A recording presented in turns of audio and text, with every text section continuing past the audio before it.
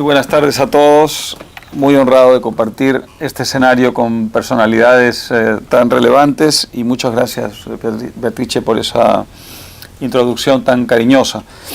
No tendría ningún sentido que yo repitiera lo que ya se ha dicho y han dicho mejor de lo que yo podría decirlo todos los que me han precedido en el uso de la palabra. De manera que lo que he pensado es que podría ser un pequeño ejercicio que básicamente consista en escoger una idea de cada uno de los expositores y que a mi modo de ver no solamente es relevante y destacable, sino que combinada con las ideas que voy a rescatar de cada uno de los demás, quizá nos dan un pequeño cuadro de lo que aquí se ha dicho y de lo que nos gustaría que ustedes se lleven de este evento para seguir profundizando en todo esto, porque evidentemente son asuntos de los que vamos a tener que seguir hablando en América Latina durante muchísimo tiempo. Quiero rescatar de lo que dijo Diego, la idea del cordón sanitario. Es una idea que yo repito muchísimo por todas partes, la recuerdo muchísimo y por supuesto es una idea que hoy día parece un poco esotérica. Fue dicha hace mucho tiempo, a finales de los años 50, por un presidente democrático muy admirable que fue Rómulo Betancourt, en una Venezuela que era otro país y en una América Latina que era otro escenario, pero que es una idea muy bonita, que es una idea que tiene que ver con básicamente el restituir principios, esto parece hoy muy ingenuo, en la política exterior, darle a la política exterior una dimensión que vaya más allá de del puro pragmatismo, que la política exterior, y no digo con esto que la política exterior deba ser solamente eso, pero que tenga un componente de principios morales, que haya en la política exterior de América Latina un conjunto de principios que puedan servir de presidencia moral, de presidencia rectora de las acciones de política exterior, independientemente de que, como toda política exterior, la política exterior de América Latina deba en ciertos momentos hacer concesiones. Me parece que esta es una idea muy importante y me encanta que Diego haya resucitado esa antigua idea latinoamericana de un gran venezolano. La idea del cordón sanitario, establecer un cordón sanitario alrededor de las dictaduras para evitar precisamente que esas dictaduras perturben el ambiente democrático, por ejemplo, en las cumbres hemisféricas. Lo que acaba de ocurrir en Los Ángeles, en cierta forma, es el establecimiento de un cordón sanitario. Muy bonita idea. Luego vino Jorge, dijo muchas cosas, pero habló del nearshoring. Yo lo miraría de esta forma. Efectivamente hay un escenario hoy día muy propicio para América Latina, como saben ustedes. México, a través de la maquila, a través de las industrias de ensamblaje, a través de distinto tipo de industrias, fue durante un tiempo significativo una fuente muy importante de exportación hacia Estados Unidos. Luego fue perdiendo posiciones en la medida en que la competitividad de México se fue viendo erosionada en gran parte por culpa de México, pero también por una competencia internacional cada vez más eficaz y cada vez más intensa. Bueno, esta crisis internacional, recordaba Jorge, es una gran oportunidad hoy para México y en cierta forma, diría yo, para toda América Latina. Y yo lo extendería mucho más allá del nearshoring puramente industrial. Creo que América Latina está, y en cierta forma es el anverso o el reverso del anverso que estableció la idea de Jorge, desperdiciando una inmensa oportunidad. Cuando América Latina dedica gran parte de su conversación hemisférica a discutir si Estados Unidos debe o no invitar a tres gobiernos impresentables y aberrantes, en lugar de estar discutiendo cómo hacemos para en los próximos 20 años convertirnos en la región de referencia del mundo moderno, estamos desperdiciando una gran oportunidad. De manera que la idea del nearshoring creo que va mucho más allá de restablecer la competitividad de México de cara a los Estados Unidos. Creo que va, en cierta forma, a recordarnos, o quizás sirva de metáfora, para ilustrar hasta qué punto América Latina está desperdiciando una gran oportunidad de salto a la modernidad. ¿Quién vino después? Después vino Eduardo, que nos habló de los organismos multilaterales. No hay ninguna duda, los organismos multilaterales hoy día están en un proceso de franca erosión y los de América Latina o los del hemisferio occidental lo están desde hace mucho tiempo. Hay que recordar que después de un largo periodo en el que los gobiernos latinoamericanos actuaron con enorme incoherencia moral y yo diría incluso cobardía frente a la dictadura venezolana, por fin en un rapto de coraje y de valor, decidieron tomar algunas acciones conjuntas y actuar de un modo relativamente coordinado entre sí. Tenían mecanismos para hacerlo, tenían mecanismos jurídicos, tenían mecanismos de derecho internacional y simplemente no supieron utilizarlos. ¿Por qué? Porque esos mecanismos de derecho internacional, esos organismos hemisféricos, esos organismos multilaterales, eran organismos que ya estaban enormemente devaluados, pero no estaban devaluados por generación espontánea, estaban devaluados porque quienes debían hacer uso de ellos, quienes debían dotarlos de un significado activo, habían renunciado a hacerlo.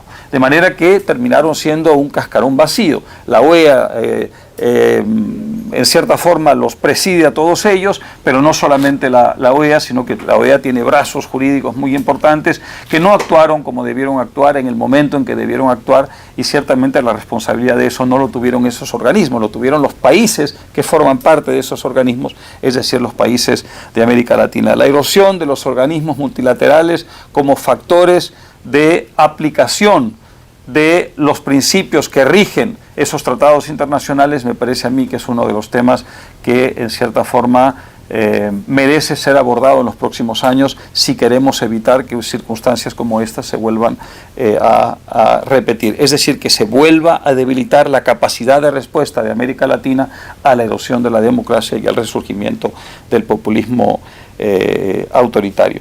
Celia hizo una magnífica descripción de lo que ocurre cuando gobierna el populismo de derecha. Si hubiera tenido más tiempo, seguramente nos habría explicado también que la reacción del populismo de derecha en Brasil tuvo mucho que ver con el populismo de izquierda que lo precedió, con un ambiente de corrupción que desmoralizó a la sociedad brasileña, que desmoralizó también o quitó lozanía y dinamismo y energía y vigencia moral a muchas de las instituciones del Brasil. Y quizá también a la enorme incoherencia que se dio durante las administraciones de Lula y de Dilma Rousseff entre lo que era una política interna, no diré que admirable, porque se cometieron gravísimos errores, había un dirigismo económico muy importante, no estatismo, pero sí dirigismo económico muy importante, y lo que era una política exterior de abierto alineamiento con las dictaduras latinoamericanas. De manera que había un populismo de izquierda que fue incubando una reacción de derecha que hoy día efectivamente hace del gobierno brasileño un gobierno que en muchos sentidos está constituyéndose en una especie de reflejo desde la derecha de lo que sucedía desde la izquierda, con el agravante de que hay la posibilidad de que regrese al poder uno de los grandes causantes de ese infinito deterioro que ha llevado a Brasil a producir una reacción desde el populismo de derecha contra lo que vino antes. De manera que me parece importante, yo rescataría en ella la descripción minuciosa que hizo de cómo instituciones tan importantes como la Presidencia, como la Corte Suprema y como el Parlamento pueden verse erosionados desde la propia democracia, ¿no? Una idea no muy distinta de la que decía usted, presidente, cuando hablaba de que muchas veces hoy día la amenaza contra la democracia viene de gobiernos electos, viene de gobiernos que llegan al poder por una vía electoral, es decir, por una vía legítima, y que una vez instalados allí empiezan desde el poder a erosionar la democracia, algo que a veces es más difícil de combatir que una dictadura desembosada, ¿no? Después tuvimos a Carlos, muy elocuente como siempre.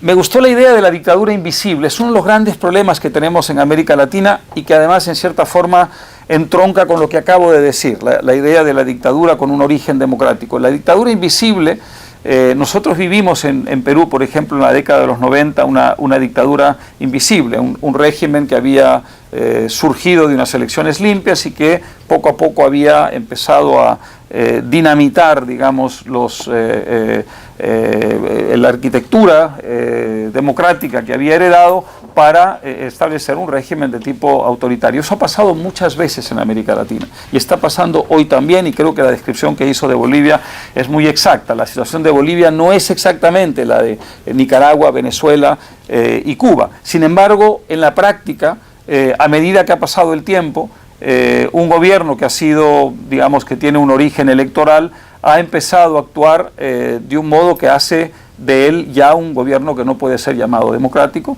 Él dio algunas razones por las cuales, o algunas características que hacen de ese gobierno un gobierno no democrático. Yo añadiría una más, un gobierno que prácticamente es imposible desalojar por la vía democrática. Si hoy día hubiera elecciones en Bolivia, aún si hubiera una mayoría de electores dispuestos a arrojar del poder a el gobierno autoritario boliviano, sería muy difícil que eso se tradujera en un resultado oficial. De manera que no solamente tener presos políticos, tener exilados políticos, tener una concentración de poder, sino establecer un sistema en el que es casi imposible desalojar por la vía electoral en elecciones limpias y transparentes y justas a quien ejerce el poder. Esa es una situación que hoy día creo que viene como anillo al dedo desde el punto de vista descriptivo a lo que está pasando en Bolivia. Nicolás habló de muchas cosas, dos quiero rescatar que son muy importantes. Habló de la narrativa, yo prefiero hablar del relato. Esto es muy importante, es una batalla que hemos perdido. No la hemos perdido, felizmente en política nunca nada se pierde irreversible, irremediable y definitivamente, pero la hemos perdido y la vamos perdiendo. La batalla cultural, la batalla de las ideas. Y creo que en este escenario es fundamental que recuperemos esa convicción de que en el terreno cultural tenemos una desventaja que tenemos que corregir. Yo siempre me pregunto, y no es una broma, un ejercicio de humor, ¿por qué no tenemos una, no sé, Violeta Parra liberal? ¿Por qué no tenemos una canción de protesta liberal? ¿Por qué no tenemos un anti-Maradona liberal? ¿Por qué no tenemos una cultura popular que defiende? Y por liberal no quiero decir liberal en el sentido estadounidense, hablo del sentido latinoamericano y europeo, que es el origen, es la versión original de la palabra liberal, que surgió, por cierto, en el siglo XIX, cuando los españoles resistían a la invasión de las tropas napoleónicas. ¿Por qué no tenemos por qué no hay una telenovela que defienda nuestras ideas? ¿Por qué todas las telenovelas, por ejemplo, demuestran un escenario en el que la riqueza es una cantidad dada que o la tienes tú o la tengo yo, y que no es una cosa dinámica que se va produciendo todo el tiempo? ¿Por qué solamente se puede, a través de quién se queda con la herencia, ascender socialmente en una telenovela? ¿Por qué no tenemos una telenovela que difunda de manera creativa y de manera atractiva y de manera hipnótica, como lo hacen las telenovelas que tanto éxito tienen, ideas contrarias, ideas distintas? La idea de dar la batalla del relato desde la cultura popular me parece muy importante. Mencionó también, no voy a entrar en esto que sería un poquito más técnico, pero no hay que perderlo de vista, el tema de la inflación. Hay una idea, yo creo, algo equivocada hoy en día en muchas partes del mundo. Yo paso mucho tiempo en Europa y en Estados Unidos. Esta idea está muy expandida, la idea de que la inflación tiene un origen en cierta forma en el COVID, es decir, la interrupción de las cadenas de suministro, el entorpecimiento de todo el proceso de cadenas de suministro y la guerra o la invasión de Rusia a Ucrania, que se ha convertido también en un factor, por supuesto, de escasez que a su vez hace que se eleven los precios. Todo eso es cierto, todo eso ha funcionado como un acelerador del proceso inflacionario, pero cualquiera que haya prestado algo de atención a lo que han sido las políticas fiscales y monetarias de los países más desarrollados del mundo en los últimos años, veía venir un proceso inflacionario que tarde o temprano iba a estallar, y los factores, digamos, desencadenantes de esa inflación podían ser cualesquiera. Han sido los que han sido, el COVID ha ayudado, la invasión a Ucrania ha ayudado, pero ese proceso inflacionario se venía de todas maneras. Estamos entrando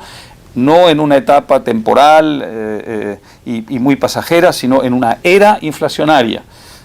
No sé si comparable a la de los años 70, pero eso va a repercutir muchísimo en toda la región y en toda América Latina, y creo que desde el punto de vista, digamos, social y político, ese fenómeno, que no es solamente económico, va a tener mucha repercusión, y me pareció interesante que lo mencionaras.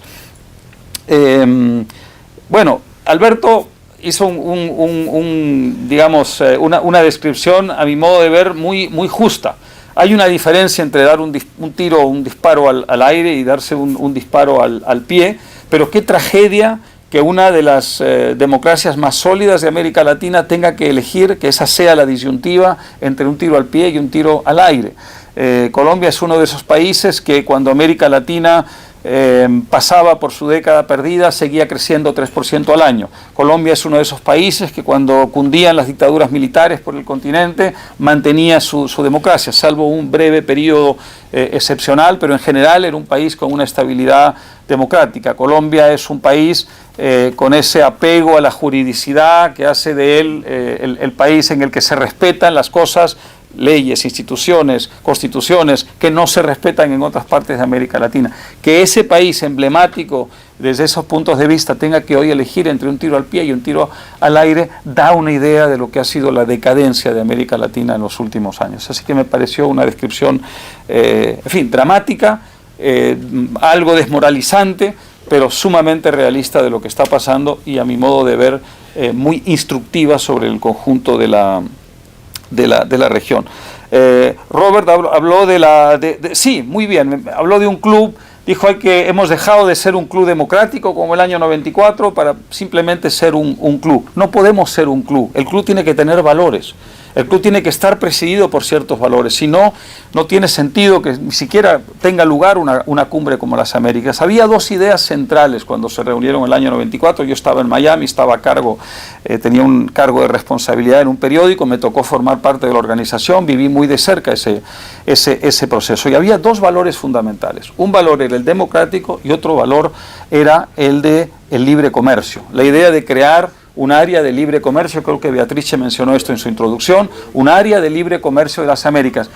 Imagínense ustedes lo que sería la América Latina de hoy si en aquel entonces, el año 94, esos valores, los valores democráticos y los valores de la integración a través de una de las cosas más humanizantes y humanizadores de la historia de la civilización humana, que es el libre comercio, se hubieran impuesto como ideas centrales y valores decisivos que presidieran las relaciones y la integración de América Latina. Otro sería el cantar hoy día. De manera que creo que esta idea de Robert es muy valiosa, hay que rescatar estos dos valores entre muchos otros, darles prioridad y prevalencia y procurar en los próximos años restituirlos a su justo lugar. Para terminar, Luis Guillermo, bueno, dijo usted cosas muy importantes, habló de la lejanía, creo que esto es muy importante. No hay ninguna duda que hay una lejanía, un divorcio que podríamos llamar un divorcio casi sentimental entre nuestras instituciones y nuestros ciudadanos. Y eso explica que, por ejemplo, Chile, que tiene los índices educativos mejores de América Latina, cualquiera que vea las estadísticas objetivas se dará cuenta de que Chile, aunque desde luego hay mucho pan que rebanar, como decía mi abuelo, todavía está por encima del resto de América Latina en ese escenario. Si uno mira el famoso índice Gini y otras maneras de medir la desigualdad en Chile era una desigualdad menor que la de muchos otros países latinoamericanos. Desde luego era superior a la de algunos otros, estaba a la mitad de la tabla, pero no puede ser que la desigualdad de un país mucho más desarrollado que otros en América Latina se convierta en causante del colapso de un modelo económico exitoso, cuando en otros países donde hay una desigualdad mayor y unos niveles de desarrollo inferiores no se están produciendo fenómenos comparativos. Algo está pasando y ese algo tiene por lo menos parcialmente que ver con esa lejanía que hay entre las instituciones y la ciudadanía. Hay que reconectar a los ciudadanos con las instituciones representativas, con el Estado, con la institucionalidad, con los partidos políticos. La historia del siglo XX había demostrado que las democracias sin partidos políticos no pueden sobrevivir. Y hoy eso enfrenta una amenaza doble, porque la explosión de las redes sociales, la explosión de las comunicaciones digitales ha dado a cada ciudadano la sensación de que es su propio partido, su propio presidente, su propio periódico, su propio medio de comunicación. Es decir, ha eliminado los factores de intermediación entre los ciudadanos y las instancias institucionales. Eso tiene mucho de bueno, desde luego, la liberación, el empoderamiento, para usar esa palabra que detesto pero que está tan de moda, del ciudadano y del individuo. Eso es una gran cosa. ¿Cómo puede alguien oponerse a que un ciudadano hoy día pueda expresarse con más libertad, llegar a más ciudadanos sin tener que pasar por los mecanismos intermediarios del pasado? Pero al mismo tiempo, esa desintermediación está haciendo que sea mucho más difícil para todas las instituciones que antes servían de mediadoras entre el ciudadano y el mundo del poder,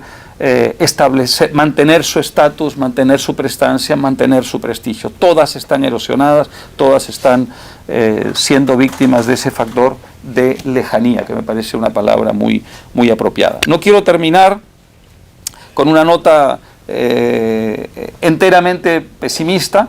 Yo creo que mientras más indignados estemos frente al estado de cosas, mayor es la voluntad de cambiarlas. Creo que nos corresponde en los próximos años a instituciones como esta, a todos ustedes y a muchas otras personas que no están hoy aquí, un ejercicio de coraje, de voluntad y de responsabilidad. La batalla de la libertad es una batalla que no termina nunca. Otros ciudadanos en otras épocas del mundo y en otras latitudes se han visto en situaciones infinitamente más adversas que las que enfrenta hoy América Latina y han salido victoriosos en defensa de la causa de la libertad, gracias a que en los momentos de mayor desánimo, de mayor oscuridad, fueron capaces de sacar fuerzas de flaqueza para dar las batallas que había que dar. Así que mi mensaje final es un mensaje, no es un mensaje de derrota, es un mensaje de convicción, es un mensaje de determinación y es un mensaje de optimismo. Muchas gracias.